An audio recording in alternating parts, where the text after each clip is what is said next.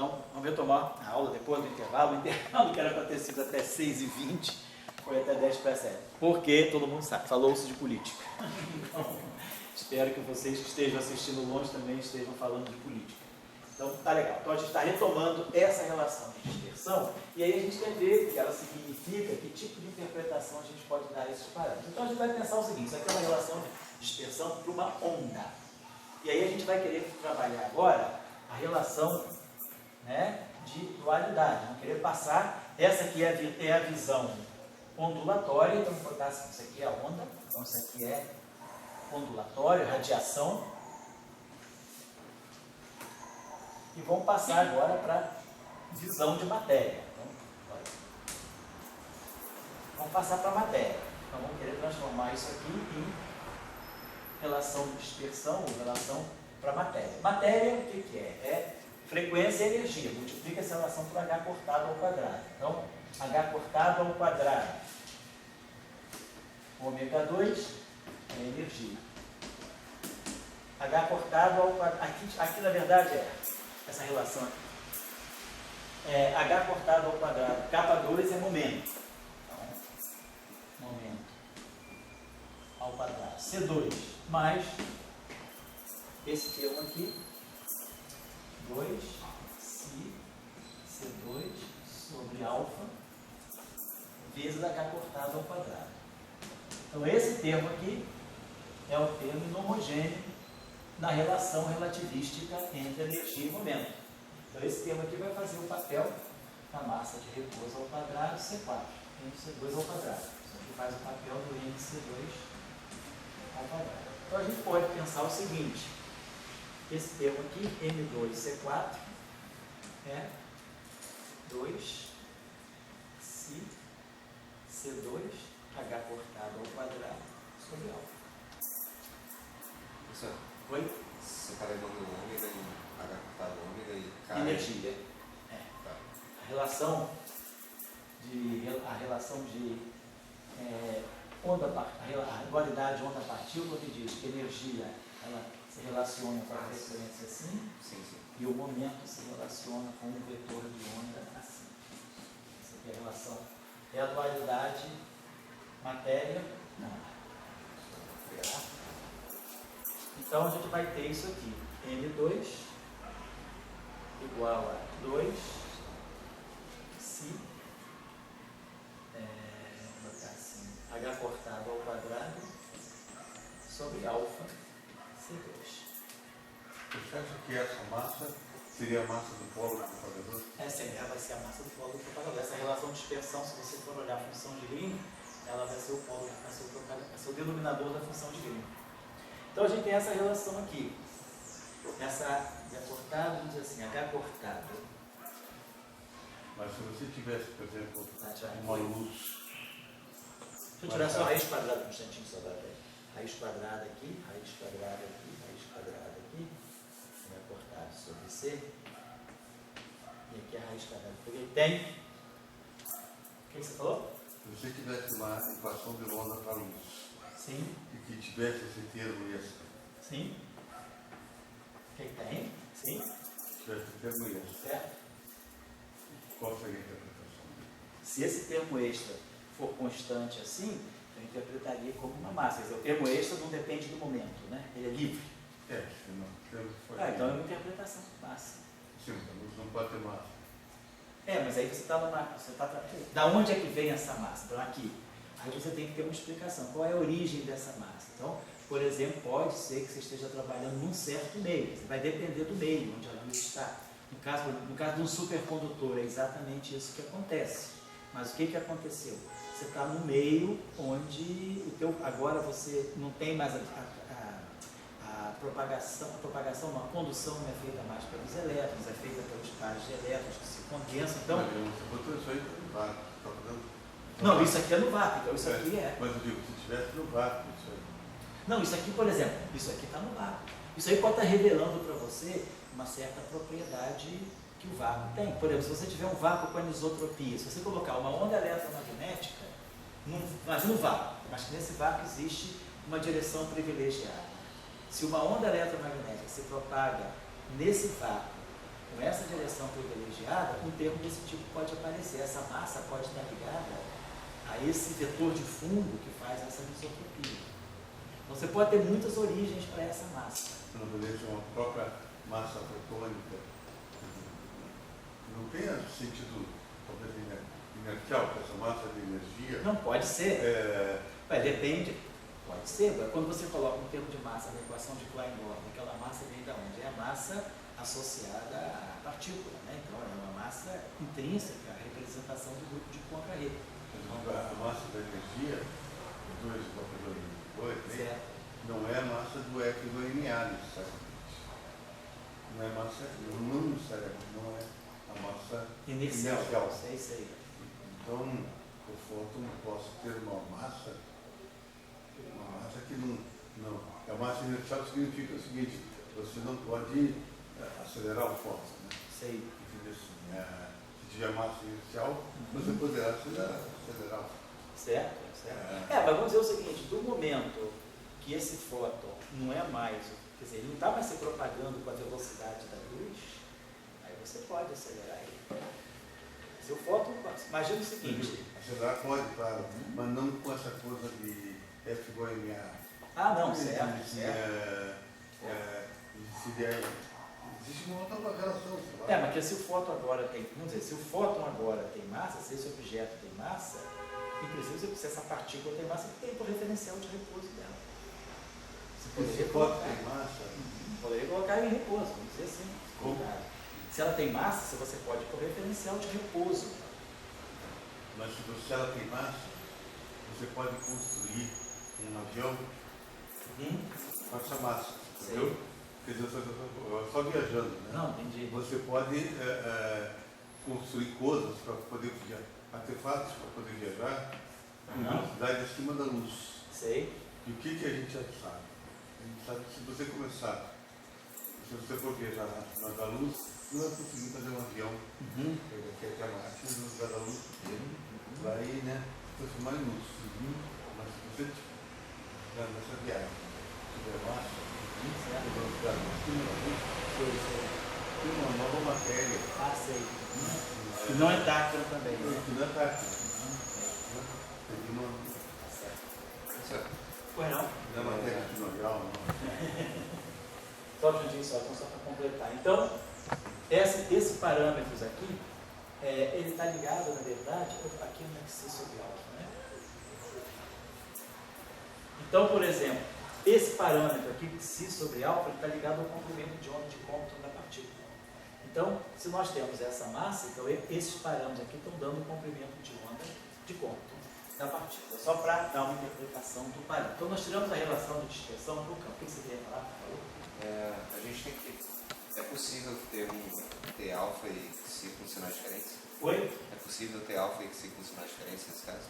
É possível ter alfa aí? Alfa e xi com sinais diferentes nesse caso? Não, você deveria ter xi. Nesse caso, você gostaria que, para ter uma coisa consistente, você gostaria que essa razão fosse positiva. Se tivesse sinais diferentes, não não, você tem que assim, não. Se tiver sinais diferentes, significa que você não pode interpretar dessa forma. Para você ter consistência nisso aqui, você gostaria que, para você ter essa relação aqui, aqui. Se você tiver isso aqui negativo, isso aqui significa que se o momento for zero, a frequência ao quadrado é negativa. Se a frequência ao quadrado é negativa, a frequência é um puro imaginário. Se a frequência é um puro imaginário, essa parte aqui que te daria a propagação, ela vai virar um menos ômega t. Se ela for um puro imaginário, vai ficar um menos ômega tio t. Então isso aqui decai. Então você não teria a noção de uma partícula, você teria a noção de uma coisa que, de um modo evanescente. É como se a partícula decaísse muito rapidamente.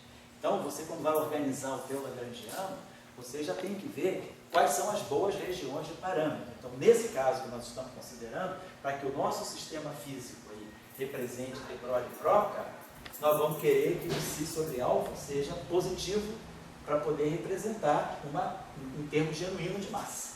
Senão eu teria alguma coisa taquiônica. Eu teria uma energia, na verdade eu teria uma coisa, aqui teria uma energia ao quadrado igual negativo. Então eu teria um E2 negativo. Ou seja, a minha energia seria um puro imaginário. Então isso aqui não carece de interpretação. Certo? Então sempre os parâmetros são livres, mas você tem que ajustar para que eles representem uma situação fisicamente satisfatória. Tá? Bom, então a gente falou, claro, quem quiser fazer a tarefa, uma tarefa imediata também, sem criatividade nenhuma, mas pode tirar a equação de onda para B. Para tirar a equação de onda para B, é só pegar essa equação aqui. Rotacional de E, continua valendo, né? Pega a equação de Faraday-Lenz e deriva essa relação em relação ao tempo. Aí a gente vai produzir uma D2 dt2 para B, vai produzir uma derivada temporal segunda do B. Mas aí eu tenho aqui o dE dt, mas o dE dt está aqui. E aí eu vou substituir, quer dizer, quando eu derivar essa equação em relação ao tempo, aqui vai ficar uma derivada segunda e aqui vai ficar uma derivada primeira. Mas aí a derivada primeira do tempo está aqui na Faraday-Lenz. Aí eu substituo no vácuo, é claro. Pego essa equação aqui, substituo por isso. Aí vai ficar rotacional do rotacional de B, que vai dar gradiente da divergência menos o laplaciano, então vai formar a equação de onda para o B, e vai produzir aqui esse termo aqui. E aí, de novo, esse termo aqui vai se juntar, né, com esse termo, ele aqui vai produzir, o dE dt está aqui, vai produzir o rotacional do rotacional de B, aí vai produzir aqui o A, direto, e vai produzir direto uma equação de onda idêntica a essa aqui. Aqui vai aparecer gradiente. Então vai pegar aqui, D2 vai ficar rotacional de dE dt. Vai ficar rotacional de dE dt, isso aqui é zero, vai ficar rotacional do dE dt, que é rotacional do rotacional de B e rotacional de A. Rotacional de A é B. Então vai produzir um termo para B idêntico a esse. E vai produzir o rotacional do rotacional de B. Mas rotacional do rotacional de B é o gradiente da divergência de B, que é zero. Menos o laplaciano de B, que vai formar a equação de onda. Então, usando a equação de Ampère-Maxwell, e derivando em relação ao tempo e fazendo a iteração com essa equação, a gente ganha a equação de onda para B. Então, esse aí é um exercício imediato, fica como tarefa e vai dar uma equação de onda semelhante. E aqui agora, a gente pode tirar a relação de dispersão também do potencial. Tá?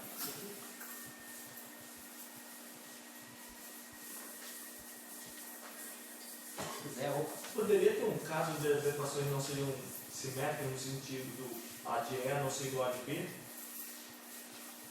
Você estaria, aí, certamente você estaria quebrando a covariância relativística. Porque a relatividade, ela mistura E e B. Então a relação de dispersão para E tem que ser igual a de B. Se você tiver relação de dispersão diferente, você quebrou a simetria relativística. É porque no curso de LA, todas as que a gente viu eram as equações de E e B eram a mesma. Pois é, porque agora, quando você quebra a simetria relativística, você pode ter E e B com relações de dispersão diferentes também. Aí você pode quebrar a simetria relativística no sentido de quebra de observador. Aí você pode ter um E e B diferente, mas aí você quebra a simetria de Lorentz. Não é quebrar a simetria de Lorentz, você quebra a simetria relativística. Você quebra a simetria relativista do ponto de vista das transformações de observador, não do ponto de vista de partícula. Tá. Bom, então tá certo. Então no caso, vamos dizer assim, no caso vetorial, a gente, no caso de De Broglie e Propp, a gente trabalhou as relações de dispersão. Posso tirar agora também as relações de dispersão para φ. Sempre no vácuo. Divergência de E é o que é? Divergência do gradiente de φ, laplaciano de φ. Aí vai produzir aqui uma divergência de A. Mas a divergência de A, eu posso relacionar, por aqui. A divergência de A está relacionada com φ ponto. Então aqui eu vou produzir a divergência de A, que vai produzir um φ ponto, né? Isso. Aqui eu tenho φ, tá certo? Aqui eu vou ter zero, exatamente. Então, só ver só uma coisinha aqui. Se a gente fizer aqui divergência de E, vai ficar divergência do gradiente. Vai produzir uma. Então, também vocês podem, então é imediato também. Se quiser tirar a relação de dispersão para φ e para A, é só substituir o E aqui pelos potenciais. Fica gradiente de φ, vai produzir o laplaciano de φ. E vai produzir aqui um dA dt. Só que vai aparecer a divergência do dA dt. Ou seja, se eu derivar essa equação aqui em relação ao tempo, aqui vai ficar φ 2 pontos e aqui vai ficar isso. Então, a divergência de dA dt que aparecer aqui vai ser substituída por isso aqui, que é o que vai me dar a equação de onda para o φ. Então, a equação de onda para o φ eu posso tirar daqui. E a equação de onda do A também sai diretamente daqui. Vai ficar rotacional do rotacional de A, que é gradiente da divergência, menos o laplaciano. A divergência de A está associada ao φ ponto. E aí, daqui vai aparecer um φ ponto que vai cancelar exatamente com daqui. Então, vocês podem tirar as equações de onda para φ e A a partir daqui diretamente. Tá certo? Fala. Pode fazer o E ter uma relação de dispersão e o B ter outra, qual a covariância? É o que ele pediu, que o Luiz Felipe perguntou. Se o E tiver uma relação de dispersão e o B tiver outra relação de dispersão, significa que você quebrou a simetria de Lorentz. Qual a covariância? Oi? Covariância. Quebrou? Não, quebrou a covariância de Lorentz. Mas agora, os campos vão ter relações de dispersão diferentes. Aonde? Os campos não, os potenciais. Desculpa. Não, vai ser a mesma coisa. Eles vão corresponder à mesma equação? Vão. Porque do ponto de vista da relatividade especial, φ se transforma em A e A se transforma em φ. Da mesma forma, né? Quer dizer, como é que são as transformações de Lorentz, né? Só para lembrar que a gente tem CQ e X. Vamos pegar um boost de Lorentz aqui tradicional. Então a gente tem aqui T', T' é igual a gama e menos V sobre C menos beta, menos V sobre C beta X. Vamos dizer que a gente faz aquela transformação de Lorentz, boost usual. X é gama, X menos beta CT. Menos VT, né? Y igual a Y, V. Z igual a Z. Então, uma transformação de Lorentz, um boost ao longo do eixo do X, tradicional. Vou botar aqui C, menos V, vai ter V sobre C. É V sobre C, tá bom? V sobre C, menos beta X. Então, essas são as transformações de Lorentz tradicionais, né? Vamos fazer então, tirar daqui, deixar assim. Fazer assim. Se nós pegarmos agora que o potencial eletromagnético é φ sobre C, do ponto de vista da relatividade, esse aqui é o potencial eletromagnético. Então nós vamos ter o seguinte, que φ' sobre C é igual a gama φ sobre C menos beta sobre C a X.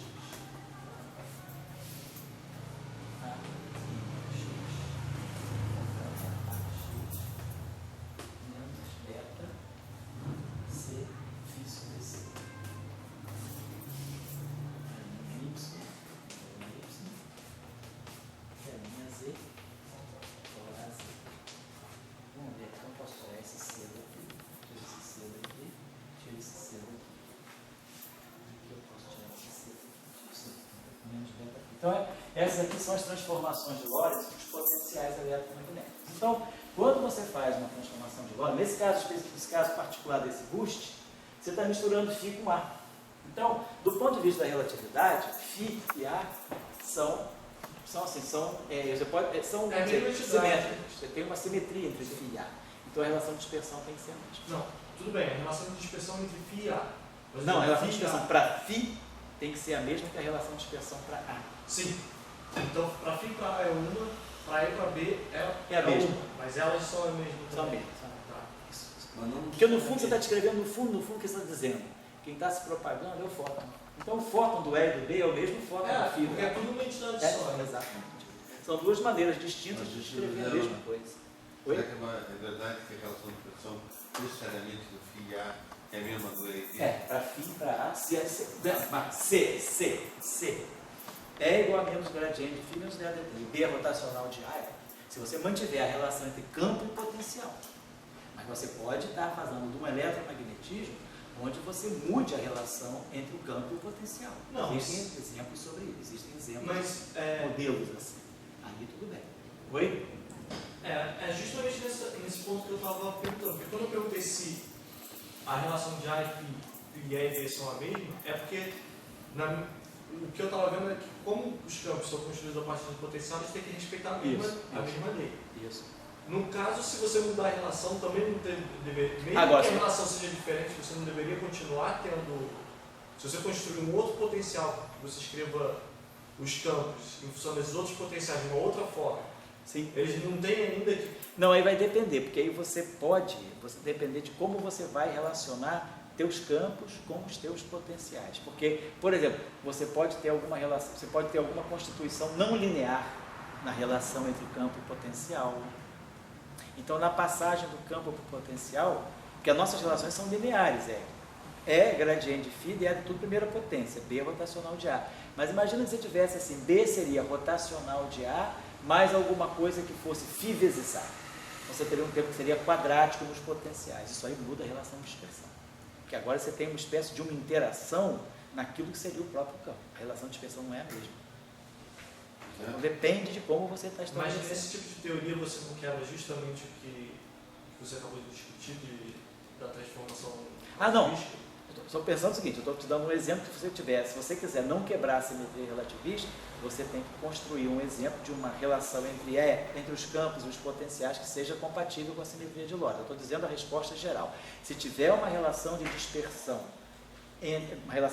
uma relação entre campo e potencial que seja relativística, mas que tenha não linearidade, aí você pode ter relações de dispersão diferentes. É e B. Mas tem como fazer isso? Tem como fazer, tem como fazer. Acontece o seguinte, por exemplo, relevando uma Petrópolis. Sim. Quando você tem o fio A e abre a equação do campo de A, e é um sistema não linear, gente, né? Você tem muito mais termos, a equação é muito mais cheia do que quando ela é escrita com A e B.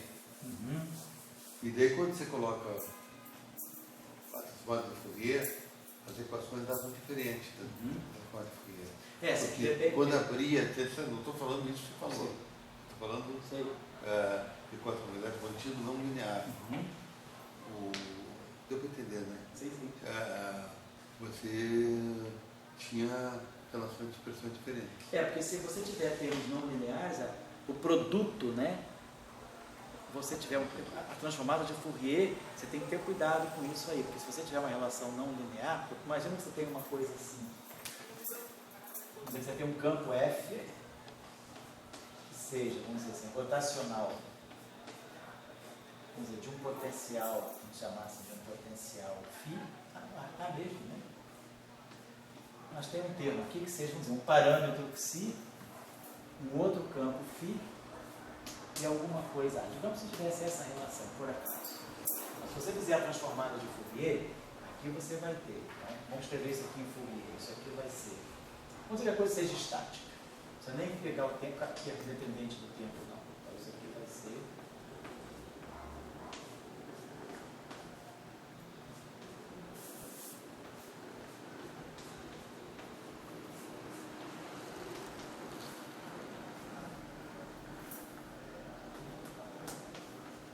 Vai transformar a expressão de Fourier do lado esquerdo.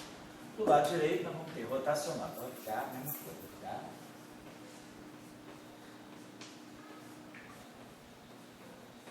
Então nós vamos produzir um rotacional. Então a rotação vai produzir aqui menos I capa, vetorial, a transformada de Fourier de A, aí a dependência capa, aqui é menos I kx. Está legal. E aí, vamos pegar esse termo.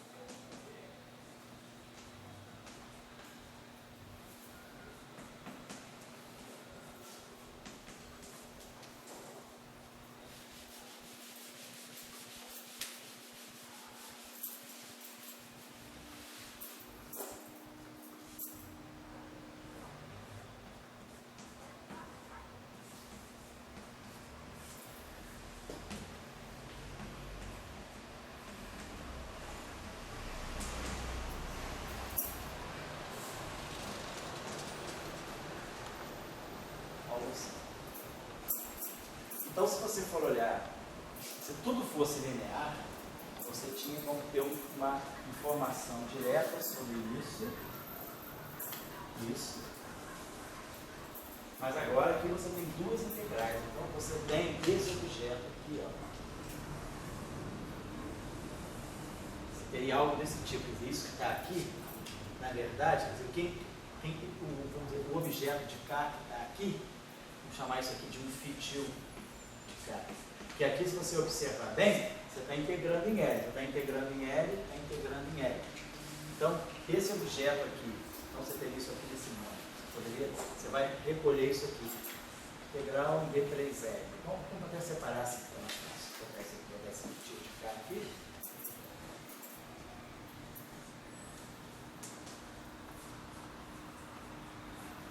O F, reduzir caixas. Então, vou fazer o seguinte, vou pegar tirei esse termo daqui, tirei esse termo daqui, aqui ficou mesmo.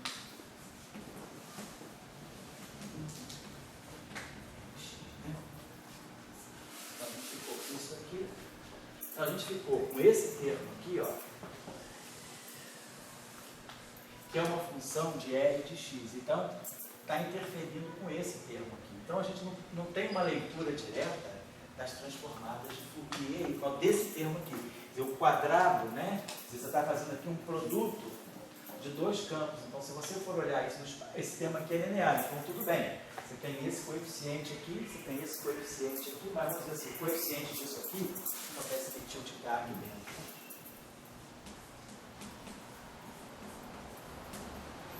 Então, isso que está aqui é como se fosse chamar isso aqui de um G tio de LK. Você tem um momento extra aí, certo? Tem, porque isso, você separou isso aqui, ó. Então, se você quiser comparar a transformada de Fourier de F com a transformada de Fourier de A, mas agora aqui, a transformada de Fourier desse termo é em duplo momento aqui. Então, não é tão óbvia a interpretação. Porque tem essa dependência. Você não pode dizer que isso aqui você não tem a transformada de Fourier do produto. Você pode dizer que você jogar com G, K, enfim. Você pode fazer alguma hipótese, né? Talvez haja uma dependência pequena no momento L, fazer uma expansão perturbativa em torno de L igual a zero, mas aí você está fazendo sempre uma coisa aproximada. Você não tem uma relação de dispersão exata por causa desse produto aqui. O produto, a transformada de Fourier do produto, não é o produto da transformada de Fourier. Tem o teorema da convolução, que aí diz sim. Isso aqui é verdade. A integral em D3x, vamos dizer assim, de um f de x vezes um g de x, isso aqui é igual a integral em D3k do f tio de k, g tio de k. Se você fizer uma integral espacial disso aqui, então isso aqui vale para o produto das transformadas de Fourier. Mas isso não está te assegurando que a transformada de Fourier do produto seja o produto das transformadas de Fourier. Isso aqui é verdade por causa disso. Se você usar, deixa eu apagar isso aqui. Imagina que você tenha isso aqui, deixa eu apagar rapidinho. Então vamos escrever isso aqui. Então isso aqui é a integral em D3x. Vamos escrever a integral de Fourier de f. Então vai ficar D3k sobre 2π terceira.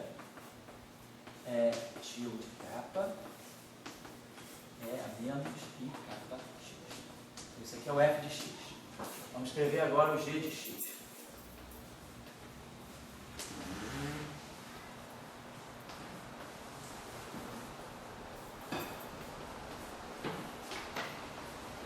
Então estou fazendo aí os transformados de Fourier. Aí agora, eu vou fatorar aqui, eu tenho E a menos I K mais L escalar x.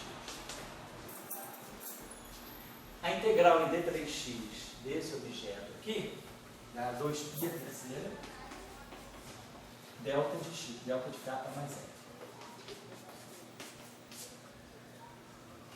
Se quiser integral, vai integrar em x essas ondas planas, eu vou produzir o delta de Dirac.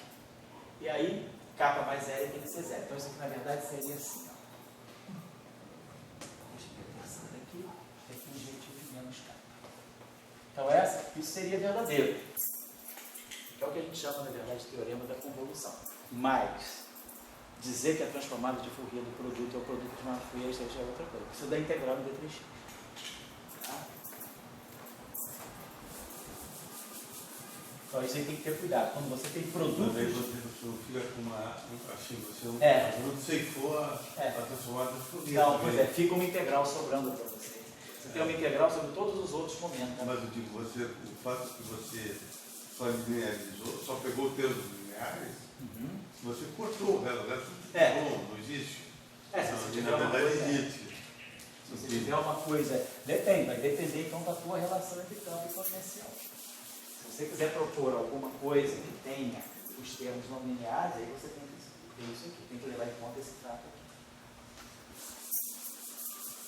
Então, a transformada de Fourier legal é só dos termos lineares. Só dos termos lineares. Desculpa, qual foi a pergunta? Não, porque o Dória estava falando, se eu tiver um produto de campos na relação de dispersão, quer dizer, aí a relação de dispersão não fica tão fácil de interpretar, porque se você tiver um produto de campos, você não vai ter um produto de transformadas de Fourier, você tem uma integral de momento que sobra para você. Então a relação de dispersão é muito mais complicada de interpretar. Na verdade, é muito mais complicado, e aliás, eu nunca interpretei, assim, eu nunca me detive para pensar sobre isso também. Nunca sentei, como é que funciona? Eu só olho assim, bom, não sei como fazer, mas nunca trabalhei isso, não sei. Vamos dizer, as pessoas que trabalham com superestrinhas não se depararam com isso? Não, não, com isso também não. Porque geralmente a gente, não, porque não aparece lá isso, quer dizer, não é necessário isso lá. Com Yang Mills, por exemplo, você poderia ter uma Yang Mills. Yang Mills você tem produtos potenciais. E aí quando você vai olhar a relação de dispersão, você pensa isso. É isso aí que dá a não linearidade das equações de Yang Mills. Mas agora, na hora que você vai olhar o espectro, você tira as interações, aí você tira os produtos de campo. Se você for olhar o espectro, tira a mão, você vai olhar a teoria livre. Olhar só o espectro livre. Você imagina que você não tem. É uma... Assim, se no espectro livre tiver um termo quadrático, aí que é o problema. Isso aí que é o problema. Deixa eu colocar só mais uma coisinha rápida para você. você. Ter uma teoria livre não linear, você não é obrigado a ver a relação de dispersão. Não, mas o que é uma teoria livre não linear? Uma teoria livre não linear, a não linearidade deve estar marcando uma interação. Uma auto-interação. Mas a teoria livre, eu digo, você está propagando no espaço-tempo de uma derivada, aquelas dois campos estão propagando no espaço-tempo. Sem fonte. Como? Está falando sem fonte. Pegar as equações homogêneas, sem fonte. Mas com esse termo quadrático. Isso. Quer dizer, você não tem interação com fonte externa, mas você tem auto-interação, você tem interação do sistema com ele mesmo. Isso modifica a relação. Eu entendo quando uma coisa está propagando, eu não acho que é interação. Interação é quando você é fonte. Uma coisa está se propagando, você está dentro de um ônibus. Você não está interagindo com ninguém, mas está um coletivo se propagando. Sei. Agora, se você está beijando uma moça no ônibus, mas aí tá. Mas se você está falando sozinho, você está interagindo sozinho. Se aquela relação se aquele produto de campo está ali, significa que na transformada de Fourier, ela está mostrando que tem uma interação, porque você está trocando o momento. Se você pegar aquele termo duplo ali, você vê que você tem isso aqui, ó, né? Quando a gente escreveu os dois pis, você tem isso aqui. Aí a gente tinha aqui, grep, tilde, K, beleza. Mas, e aqui a gente tinha o E menos I caixinha, tá certo? Agora esse termo vou botar aqui, E menos I caixinha. Agora, quando a gente tinha o outro termo aqui, né? Era esse aqui. Vamos botar outro campo, não precisa ser vetorial, não. Vamos ver que a gente tem aqui um campo aqui. De F, né? Que é menos I x.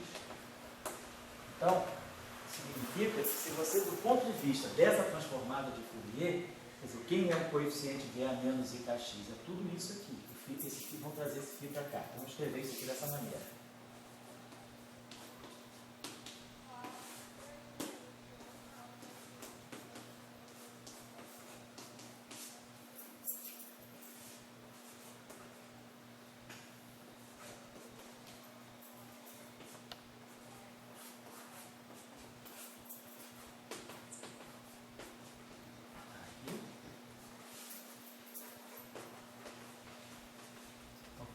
coeficiente disso aqui é tudo isso aqui. Então, ó, se você está integrando sobre todos os momentos aqui, significa que você esse campo aqui, você separou. Então, para cada momento K, você tem toda uma, vamos dizer, uma varredura sobre os momentos L. Então, isso está mostrando que tem uma interação. Tem uma troca de momento, aí você tem troca de momento, tem que ter interação. Bom, eu só vou discutir. O que eu entendo é o seguinte: se você tivesse dois campos juntos, sim, e eles estão sob uma derivada do espaço-tempo, os dois campos, φ e φ, mas eles estão com um Devonde diante deles. Diante deles, eu acho que eles estão dentro de um ônibus. Depende. Se você tiver uma equação assim,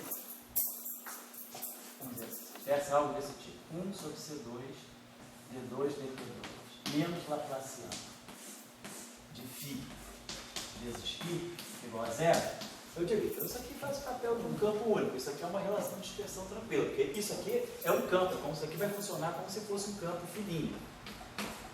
Tudo bem. Agora, se você tem isso aqui, 1 sobre C2, né? D2 menos Laplaciano de φ. E aqui você tem um termo, tem alguma coisa, um psi aqui, isso aqui,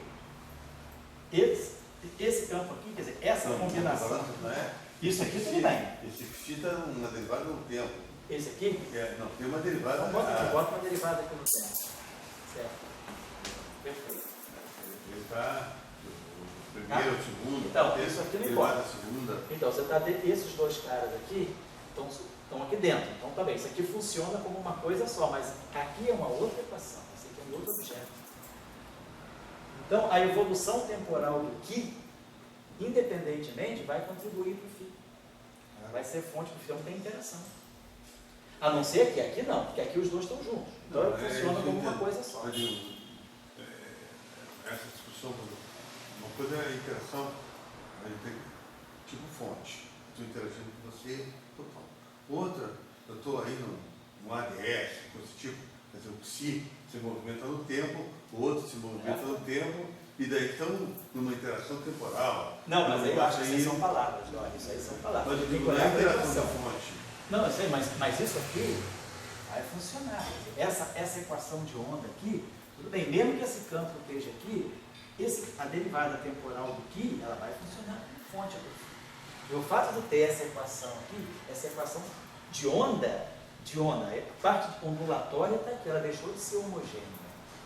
Então, tem alguma coisa desse campo aqui, a propagação independente desse campo, ela vai estar servindo de fonte para esse. Então, tem uma interação aí. Porque, na verdade, o teu campo φ, essa equação está dizendo que o teu campo É uma interação, uma ligação, um uma emaranhamento. mas tem um mix. Você está dizendo que você acoplou esse campo a esse campo. Esse campo está acoplado. E se fosse, ao invés de φ, fosse φ ao quadrado, aí seria como se fosse uma auto-interação? Seria uma auto-interação. Você não é muito ligado em emaranhamento. Oi? Emaranhamento. Não, aqui não tem emaranhamento clássico. O psi está emaranhado com φ. Isso aí não. Eu acho que a gente tem que interpretar a interação. Aí eu acho que. Aqui eu pensaria o seguinte: eu olharia para a transformada de Fourier e diria que tem uma troca de mão. Isso para mim a questão é que isso aqui não morreu. Aqui não. Aqui, quer dizer, quando eu tenho uma equação que é linear, eu vou pegar isso aqui. Então, eu posso separar, eu posso ter uma relação que vale momento a momento. Essa relação aqui, para cada momento K, vai haver toda uma possibilidade de somar sobre todos os momentos L. Então, isso está mostrando que tem um momento extra que está sendo, que pode aparecer em todas as possibilidades, não deve ter algum tipo de interação. Tem um marco, eu deveria interação desse modo. Por isso que a gente geralmente diz, quando a gente tem um quadrado, né, quer dizer, quando a gente tem um termo cúbico no lagrangiano, quer dizer, quando a gente tem um lagrangiano que é só quadrático nos campos, só quadrático, então a equação de campo, vai ser algum operador atuando no campo igual a zero. Então a equação passa a ser linear. E a relação de dispersão sai daqui. Quer dizer, esse operador aqui é um operador, ó, quer dizer, que depende das derivadas, dt e gradiente, vou colocar assim. Então, vai ter uma relação linear no campo. Então, essa relação eu vou poder expressar momento a momento.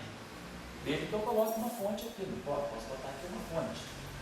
E aí essa fonte eu vou ter os momentos desse campo, para cada momento desse campo eu vou ter um momento dessa fonte. Mas agora, se eu tenho uma relação que é cúbica aqui, aqui vai aparecer alguma coisa que é quadrática.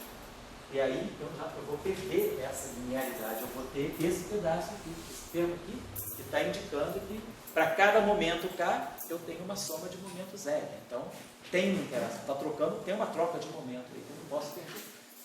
Então se tem troca de momento, tem que ter interação. Eu vou colocar uma coisa aqui que é importante para nós, depois nós vamos covariantizar.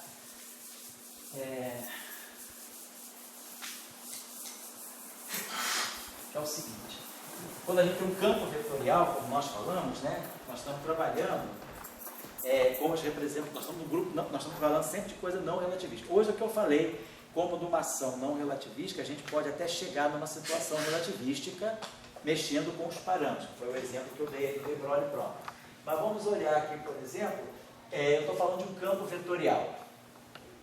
E esse campo vetorial, então ele tá na representação meio do grupo SO3. Representação 1 do grupo SO3. Então ele é um puro espinho. Então a gente pode, né, vamos lembrar aqui rapidamente, né, lá do teorema de Helmholtz, né, se a gente tiver um campo, vamos dizer assim, um A de TX aqui, eu posso decompor esse campo sempre desse modo. Aqui eu tenho menos o gradiente.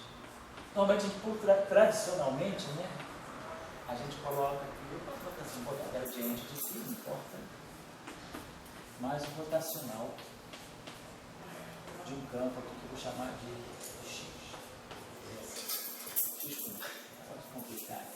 Vamos chamar de um campo dado. Assim.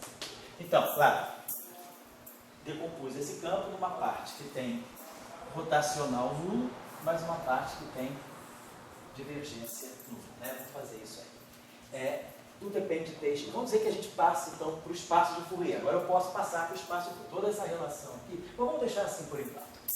Então eu estou escrevendo esse campo assim. Esse campo está escrito assim. Aí, depois que essa dependência de TX é DI derivado em relação a x do φ, mais o rotacional, que é epsilon i j kappa dj w kappa. Lembrar aqui uma coisa. Esse campo aqui, quer dizer, eu estou decompondo esse campo tem 3 componentes, eu estou botando uma componente aqui e outras 3 aqui. Aí vocês poderiam dizer, mas eu estou expandindo uma coisa que tem 3 componentes em termos de 4, porque eu ganhei um vetor, mas eu ganhei um escalar, então aqui tem 3 componentes e aqui no final do dia tem 4. Qual é o que está acontecendo aí? É lembrar o seguinte, essa decomposição aqui é ambígua. Se eu pegar W ou pegar W mais o gradiente de uma certa função alfa qualquer, o rotacional do gradiente é 0. Então esse W aqui não é univocamente definido. Eu posso sempre a partir desse W passar para um outro W sem mudar esse resultado aqui. Então eu posso, a partir de um W, passar para outro W sem mudar esse W aqui. Então eu posso sempre fazer o seguinte, imagina que eu tenho um W e eu passo para outro W. W', vamos dizer, eu tenho 2 W. Esse W e esse W aqui. Eles dois dão o mesmo rotacional. Muito bem. Se eu tirar a divergência desse objeto aqui, eu vou ter divergência de W', vai ser a divergência de W mais o laplaciano de alfa. Então, eu tenho 2 W's distintos, dando o mesmo rotacional de W. Porém, como esse objeto aqui dá laplaciano de alfa, esse laplaciano é um operador inversível, que a gente tem uma função de green para ele, isso está bem claro no nosso curso agora, eu posso pegar essa relação aqui e dizer o seguinte, imagina que eu parta de uma divergência de W diferente de 0. Eu posso sempre escolher alfa tal que, se eu escolher alfa igual a menos divergência de W sobre Laplaciano, colocar aqui, esse alfa especial vai matar isso aqui. Eu vou chegar a uma divergência com W' igual a zero. Quem está assim, olhar isso aqui pode parecer estranho. Vamos para o espaço, vamos pegar essa relação do espaço de Fourier. Vamos olhar essa relação do espaço de Fourier. Transformada de Fourier desse vai ser igual a transformada de Fourier desse, mais o gradiente da transformada de Fourier de alfa. Mas o gradiente é menos IK. Então, no espaço de Fourier, essa transformação fica assim, menos IK, transformada de Fourier de alfa. É essa relação. Então, é essa relação aqui, vista no espaço de Fourier. Estou dizendo o quê? Que eu estou pegando esse campo e somando a esse campo o gradiente de uma função. Somar esse campo ao gradiente de uma função não me destrói isso. Então, significa que eu posso ter vários W's dando esse mesmo resultado. Então, esse objeto aqui não é unívoco, ele é ambíguo. O que eu estou dizendo é o seguinte, suponhamos que eu faça isso, eu passo de um W para outro W. E suponhamos que eu multiplique essa relação escalarmente por K. Então, eu vou ter K escalar W'. Na verdade, eu posso multiplicar por menos IK. Então, eu vou botar menos IK vezes menos IK vai dar menos K2. Então, aqui vai ficar... Vamos multiplicar por K. Já vai marcar essa. Bom, vou botar. Então, vou botar K escalar W', tio, igual a K escalar W, tio, menos K2 alfa tio. Então, eu peguei essa relação de dispersão e multipliquei essa transformação. Estou fazendo isso no espaço de Fourier porque fica mais claro. Porque aí eu posso fazer o seguinte, se eu escolher alfa tio igual a K escalar W Fourier sobre K2, se eu escolher esse alfa, esse termo, mata esse. Então, o que eu estou dizendo é o seguinte, devido a essa liberdade aqui, eu posso sempre escolher um W que tenha divergência nula. Eu posso, se ele não tem divergência nula, eu passo dele para um outro W, com esse alfa escolhido, que vai pegar justamente a divergência dele, para no final do dia me dar uma divergência nula. Então, o que eu estou dizendo, isso é o que a gente chama de uma transformação de Gauge.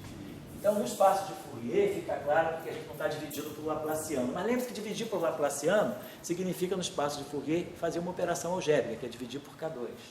Então, eu posso sempre escolher esse W com essa condição. Divergente de W igual a zero. Então, por isso que eu tenho 3 componentes aqui e tenho 3 aqui. Porque φ é um escalar. W é um vetor, tem 3 componentes, mas é um vetor que tem divergência zero. Então, isso aqui é uma condição. Se eu tenho um vetor com 3 componentes, mas ele satisfaz a uma condição, só 2 componentes ficam independentes. Então, eu tenho 3 igual a 1 mais 2. Então, esse vetor, na verdade, tem 2 componentes independentes. Por quê? Porque eu posso sempre escolher o W com divergência zero. Se eu escolho o W com divergência zero, eu acabei com a ambiguidade que eu tinha no W. Eu digo, eu vou botar mais o rotacional de um W, mas esse meu W fica, ele tem divergência zero. Então, está tudo resolvido. Muito bem. Vamos tirar a divergência dessa equação. Então, quando eu tirar a divergência de A, então, só lembrando que essa equação pode ser escrita assim. Vamos tirar a divergência de A. Divergência de A é o Laplaciano de φ, mais divergência do rotacional presente. Então, olhando no espaço de Fourier, isso aqui significa K escalar A transformada de Fourier igual a, na verdade é menos IK, né? Menos IK transformada de Fourier igual a menos K2 transformada de Fourier. Então, significa que, na verdade, esse φ, posso tirar esse menos com esse menos, e posso dividir aqui por K2, módulo de K ao quadrado. Então, o meu φ, na verdade, ele, quer dizer, tudo isso é equivalente, no fundo, a dizer que eu estou pegando a divergência de A e dividindo por Laplaciano. Estou dizendo que, na verdade, φ é 1 sobre Laplaciano divergente de φ, divergente de A. Que no espaço de Fourier é exatamente dizer que a transformada de Fourier do φ é K escalar A sobre K2. Qual é essa operação que eu estou fazendo? Então, esse objeto aqui, o que na verdade esse φ está dizendo? Esse φ é uma medida do divergente de A.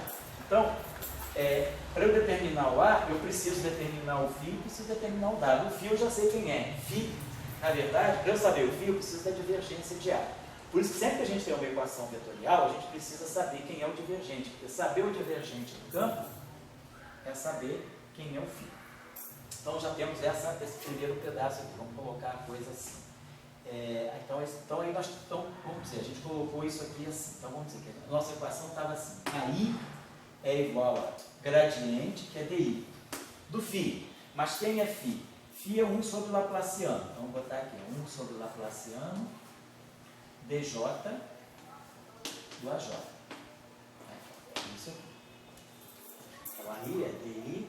Então eu posso escrever esse termo assim, ó, DI dj, vou escrever isso aqui desse modo. Isso aqui é DI dj sobre Laplaciano AJ. É o primeiro termo. Tá? E vamos apagar isso aqui. E aí aqui eu tenho mais rotacional. Isso aqui é epsilon i j kappa dj w kappa. Lembrando que dj wj é zero, a divergência de w é zero. Muito bem. Então vamos dizer que a gente agora vem aqui, eu quero ter uma informação sobre W. Então, o ideal é tirar o rotacional dessa equação. Vamos tirar o rotacional. Quer dizer, o que significa? Deixa eu apagar aqui de novo. Perdão. Vamos tirar o rotacional dessa equação. Se precisar, eu faço em componente. Vamos tirar o rotacional dessa equação. Então, quando eu tirar a equação do rotacional, o φ desaparece. Então, já não vou ter mais informação sobre o φ. Eu vou ter uma informação sobre o rotacional de W. Aqui. Que é gradiente da divergência de W menos o Laplaciano. Divergência de W é zero. Pela nossa escolha de gauge. Então a gente tira aqui o W é menos 1 sobre Laplaciano rotacional de A.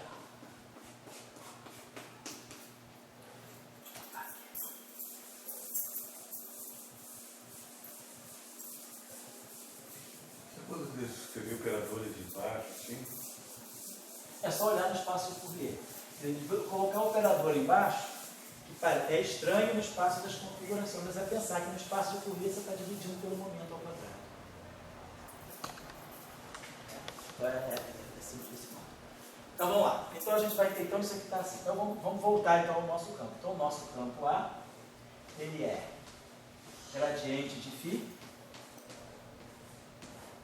mais rotacional de W. Tá, vamos lá. Quem é A? Então A é o gradiente de φ, é o gradiente da divergência de A sobre o Laplaciano. E aqui é mais rotacional do W. Mas W é menos 1, vou colocar aqui, menos 1 sobre o Laplaciano. É rotacional do rotacional de A. E aqui 1 sobre o Laplaciano. Vou colocar assim. Então tá. Então, vamos desenvolver isso aqui. Rotacional do rotacional de A. Então isso aqui vai ficar.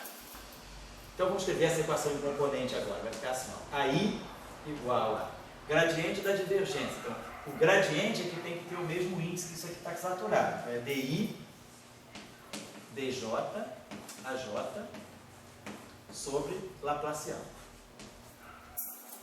É o primeiro termo, tá?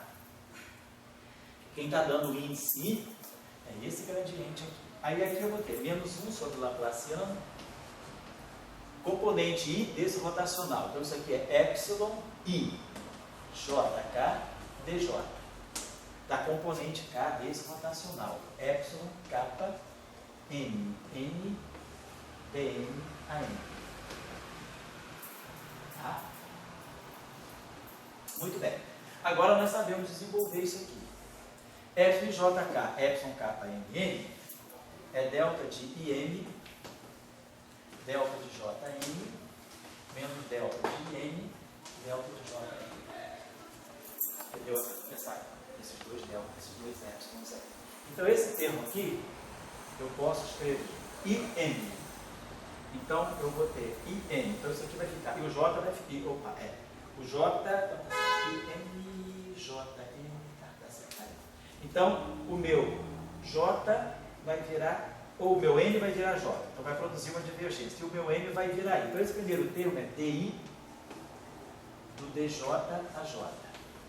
Claro, tem esse outro laplaciano aqui. E o segundo termo é esse aqui. O I vira N e o J vira N. Então eu vou ter menos, o J vira N. Então eu vou ter menos, o J virando N vai me produzir um laplaciano. J virando N vai me produzir um laplaciano. E o AN vai virar I. Então aqui vamos dividir por Laplace. Então vamos voltar para essa relação. Então como é que essa relação ficou?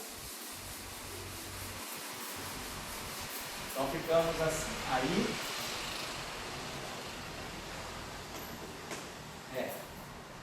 DI dj sobre Laplaciano a J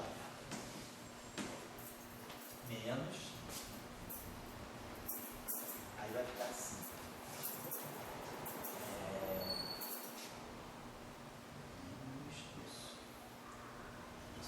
Oi, fala. O inverso do Laplaciano é linear. Oi? O inverso do Laplaciano é linear. O inverso do Laplaciano é o quê? É linear. Não. Seria um operador linear? Pensa no espaço de Fourier. Se você tiver aqui você tem de qualquer maneira, você está querendo dizer linear em que sentido? Só para eu entender. Distributivo. Não pelo seguinte. Olha como é que o Laplaciano age. Se você tiver o Laplaciano de uma função f vezes uma função g, isso é Laplaciano de f vezes g, mais f Laplaciano de g, mais duas vezes gradiente de f escalar, gradiente de g. É a mesma coisa que a derivada segunda. A derivada segunda não é linear. A derivada segunda do produto é a derivada segunda do primeiro vezes o segundo, mais o primeiro derivada segunda. A derivada segunda do segundo, mais duas vezes a derivada do primeiro vezes a derivada do segundo. Sim, na soma. Oi? Na soma. Na soma como? É distributiva na soma. Aqui você diz aqui isso aqui? Sim. Porque isso aqui é constante, traz para cá. Então, na verdade, isso aqui é epsilon, kappa, nn, dj. Posso estar escrevendo isso aqui assim. Então, epsilon é constante. Então, isso aqui é epsilon, kappa, nn, dj, dn, an. Então, quando eu usar esses deltas aqui, eu estou fazendo isso aqui. O n vira j, perdão. O n vira, o j contrai com n, está certo. O n vira i, esse termo aqui. E esse termo aqui, o j contrai com n, então isso aqui vira Laplaciano e isso aqui vira i. Isso que eu estou fazendo. Onde é que eu estou vendo linearidade aí? O que você está chamando de linearidade aqui? Bom, a gente separa pelos épsilons em uma soma, certo? Isso. Mas, assim, se a gente olhasse como vetores, a gente separaria em grade do div e Laplaciano. Certo. Se ele for linear na soma vetorial, então isso vai dar identidade, né? Porque Não, isso aí vai dar uma tem identidade. Isso aí vai dar uma identidade. Eu quero mostrar para o jogo. Eu quero quebrar essa identidade em duas partes. Tá. Certo? Isso que eu estou fazendo. Porque justamente esse termo aqui está matando esse. E aí o que sobra aqui é isso aqui. Né? Aqui tem Laplaciano. Um sobre Laplaciano vai sobrar o aí. O que nós estamos então já próximo?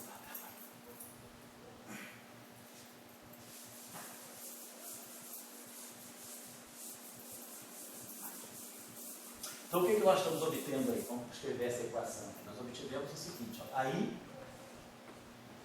é igual a DI dj sobre Laplaciano, atuando em AJ. Aqui. E depois estamos escrevendo esse outro termo aqui, que é mais esse 1 sobre Laplaciano, depois esse Laplaciano cancela. Então eu posso escrever esse termo assim, delta IJ menos DI dj sobre Laplaciano AJ. É esse termo aqui, ó. Porque isso aqui dá menos com menos, isso aqui vai ficar AI. Delta IJ AJ é o AI. E aí ficou aqui DI dj sobre Laplaciano. Então, é isso que a gente então, no fundo, a gente está dizendo isso. No fundo, o teorema de Helmholtz está me dizendo isso. Eu somo e subtraio a mesma coisa. Eu tenho uma identidade. Você podia partir. Oi? Você podia ter contado isso direto. Mas não seria intuitivo, seria. Não. Eu acho que a gente aqui está fazendo uma Sim, coisa sim. mais intuitiva, mostrando a origem de cada coisa. Mas, claro, eu posso chegar aqui e falar, vamos fazer essa decomposição e pronto. Mas aí seria mais difícil interpretar. Eu estou dizendo que se a gente parte daqui, que é uma coisa mais intuitiva, dizendo que isso aqui é medido pelo divergente do campo. E isso aqui é medido pelo rotacional do campo. Então, para conhecer o campo, eu preciso conhecer a sua divergência e o seu rotacional. Se eu conhecer a divergência e o rotacional, eu conheço o campo. E agora eu parto para essa decomposição. E aí eu posso dizer todo vetor, eu vou chamar esse operador aqui, é o operador que a gente se refere aí chamando de ômega e j. E esse operador aqui é o operador que a gente se refere aí chamando de θ e j. Esse operador, o que ele está fazendo? Ele está pegando, na verdade, o rotacional de W. Ele é a parte do campo que tem divergência nula. E esse aqui é a parte que tem rotacional nulo. Então, a parte do campo que tem rotacional nulo, que é essa parte. Esse aqui, isso aqui, estou pegando, isso aqui é a divergência do campo. Certo. Então, eu estou pegando, na verdade, eu estou medindo a divergência do campo. Então, a divergência do campo, ela é aquilo que está, se a gente olhar quem é a divergência do campo, no espaço de Fourier, a divergência do campo é K escalar a tilde K. Então, o que significa a divergência? Significa que eu estou olhando o campo na direção do seu próprio movimento. Estou olhando o campo, né, na direção de propagação. Então, essa parte aqui é essa parte aqui. E essa parte aqui, o que eu estou fazendo? Eu estou pegando o campo e tirando dele aquilo que se propaga ao longo da direção de propagação, que é, então, a parte transversa. Então, esse operador aqui é o operador que a gente chama de longitudinal, e esse projetor aqui é o projetor que a gente chama de transversal. Vocês podem mostrar, e é muito fácil, que ômega i j vezes ômega j kappa é ômega i kappa. Ou seja, ômega 2, em termos matriciais, ômega 2 é igual a ômega. Θ i j vezes θ j kappa é igual a θ em kappa. Ou seja, θ2 é igual a θ. E ômega i j vezes θ j kappa é igual a zero. Ou seja, ômega θ é igual a... no sentido do produto matricial. Tá? Isso aqui é um objeto com dois índices. Então, isso aqui é uma matriz. Então, essa matriz vezes essa matriz é o chamado operador idempotente. É um projetor. Perfeito. Tá certo. Então, essas relações, então a gente tem esses projetores, são importantes, eles são os projetores que retiram do campo. Então, o que esses projetores me ajudam a fazer, que eu vou deixar uma tarefa agora para a próxima aula, né, que vai ser isso aqui. Então, o que esse projetor me faz é o seguinte, ele pega meu campo, e projeta numa parte transversa, mais uma parte longitudinal. Parte longitudinal é a parte da divergência, é a parte do gradiente de φ. E a parte transversa é a parte do rotacional, é a parte que tem divergência nula. Então a gente teria o seguinte, a componente transversa do campo, componente I, é a gente pegar esse projetor, θ e j, e atuar no campo. E a parte longitudinal do campo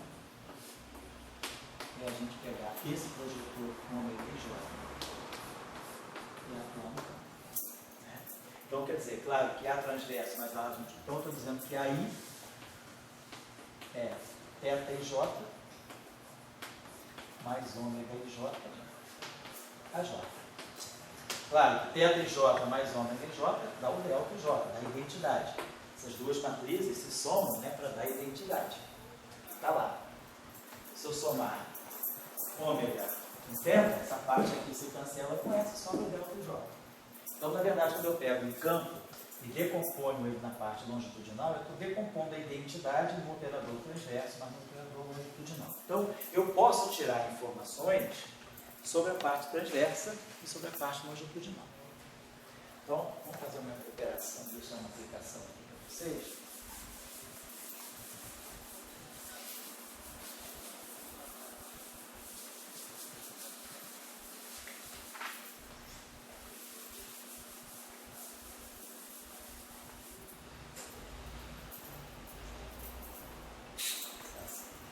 Suponhamos que a gente tenha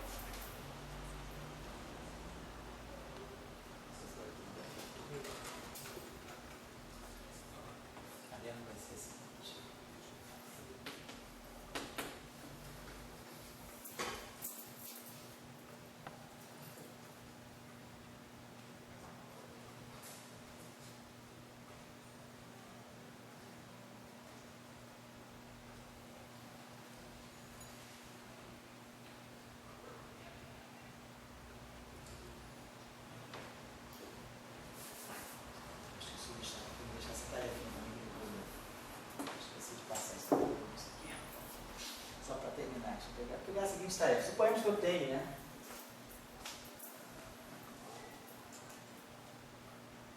Três campos. Então eu tenho três campos. Φ, um campo vetorial A e um campo vetorial B. E eu vou dar o lagrangiano para esse sistema. Propor esse lagrangiano.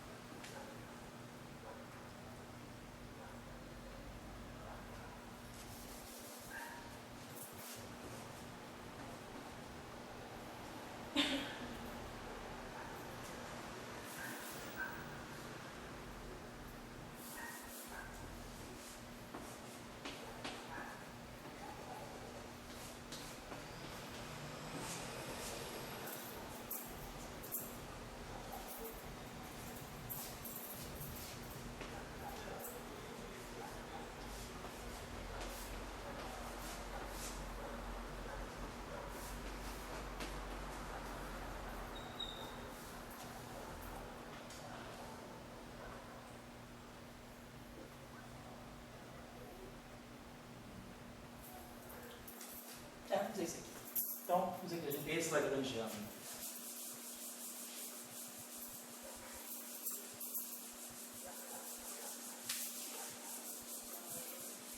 Então, as tarefas são as seguintes. Claro, a primeira tarefa óbvia é as equações de campo.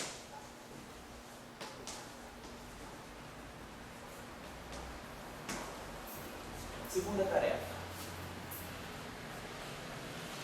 Decompor as duas equações vetoriais segundo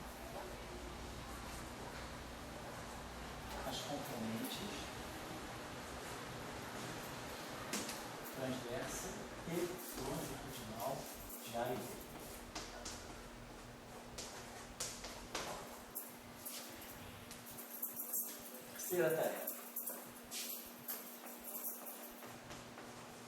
Chegar. Faz relações de dispersão. A RD significa relação de dispersão. Chegar às relações de dispersão do sistema.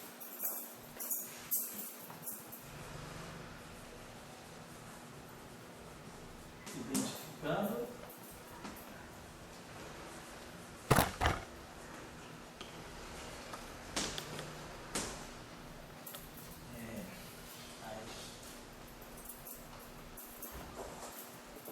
as necessitações transversal que se propagam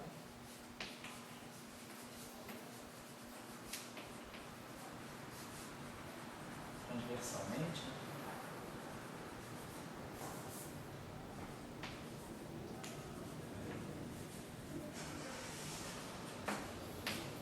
e longitudinalmente. Façam essa seria uma tarefa, né, para vocês treinarem as aplicações desses projetores. Eu sei que você vai fazer no meio. Muito bem, muito bem, muito bem. Vou botar uma outra tarefa aqui, que é a tarefa daquele exercício, daquela proposta. Vou dar as equações de campo. Última tarefa de hoje. Vou dar um sistema de dois campos.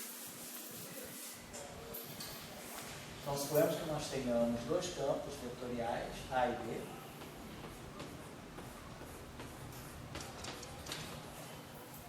Eu vou dar as seguintes equações de campo. D'Alembertiano de A, 1 sobre C2 menos Laplaciano de A, mais CA menos Q gradiente de B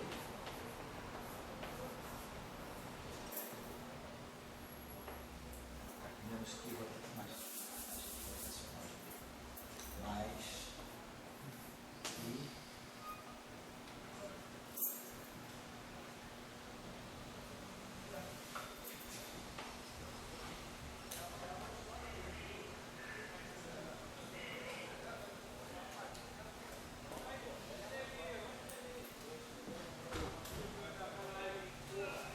vou botar aqui um campo escalar.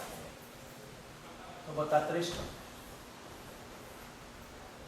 Mais que gradiente de φ igual a uma certa fonte externa que eu vou chamar de uma fonte J. Então, a primeira equação é essa. A segunda equação vai ser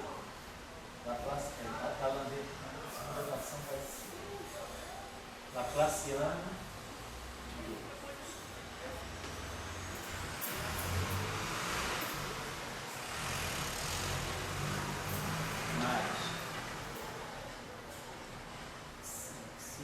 Mais alfa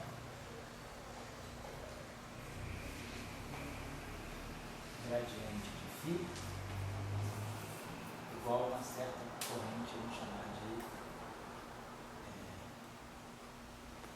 sigma. E aqui vamos colocar D'Alembertiano de φ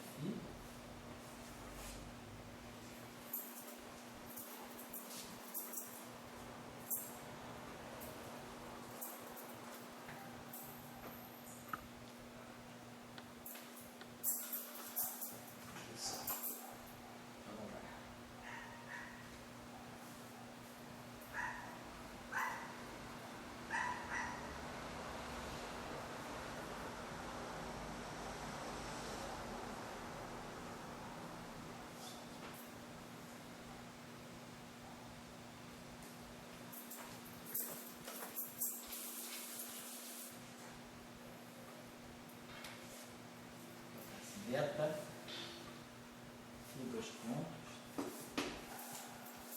mais gama, Laplaciano de φ,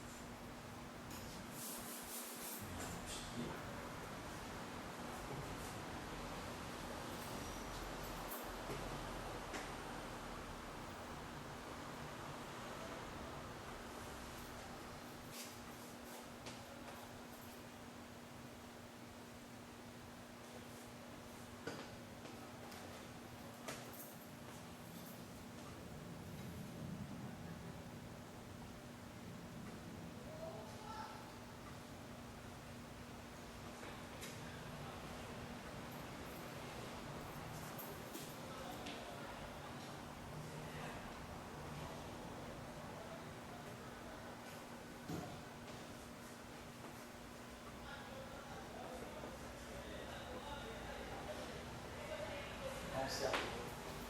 Então eu tenho essas equações de campo. E aí, o que eu vou pedir para vocês chegarem ao Lagrangiano.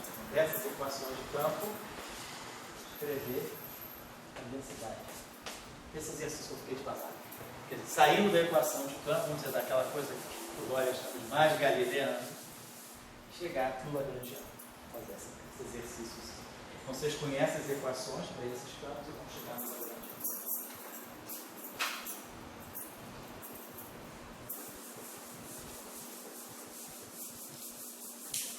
Bom?